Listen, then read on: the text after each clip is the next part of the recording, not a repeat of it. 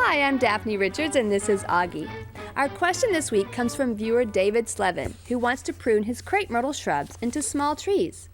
David planted 8 Tonto crepe myrtles from 2-gallon containers 4 years ago, and they filled in quite nicely. But now he'd like to shape them. David asked if he should do this himself or if he should hire a professional landscaper, and we of course encouraged him to DIY it. Honestly, pruning is one of my favorite garden chores since it gives me a feeling of control and accomplishment. Those are short-lived feelings at best, but still, it's nice to stand back and admire a job well done. I love to teach people how to prune for themselves, and training a shrub to be a tree has a little art to it as well as science, so it can be really fun. So David, I have a great confidence in your ability to prune your own crepe myrtles. The key is to start the process when the branches are small enough to be cut with hand pruners or loppers at most. A good, sharp pair of bypass pruning shears is essential, so invest in a good quality pair and keep them in shape.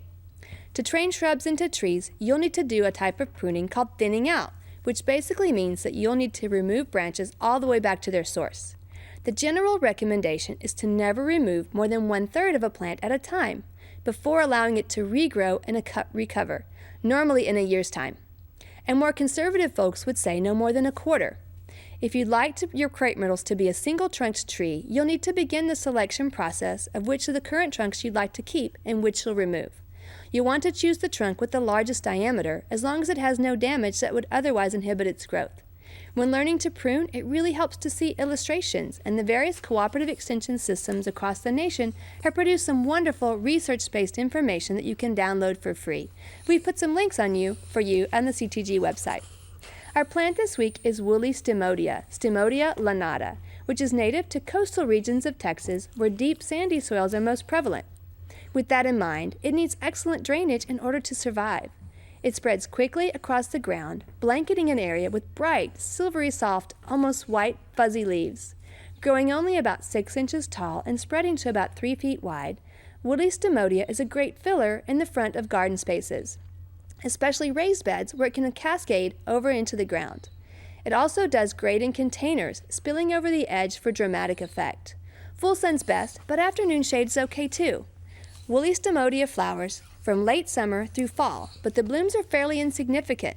Small white or light lavender flowers stay very tight within the leaves, making them almost unnoticeable.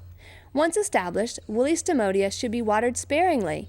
If the crown of the plant stays too wet, it will begin to rot from the center. Unlike some ground covers, woolly stemodia stays pretty much within bounds and requires very little maintenance to keep it looking good. Listed as hardy to Zone 8, woolly stemodia is a perennial that dies back to the ground each year, so prune back all the top growth sometime in late winter.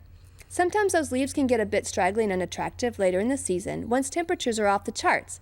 If you happen to find that your plant is doing that, simply shear off the straggly parts, which will reinvigorate the plant for new growth. Our viewer picture this week is from Dwayne Nash. Dwayne and his wife install cinder box vegetable gardens at various schools. This one's at Habitat for Humanity House in Williamson County.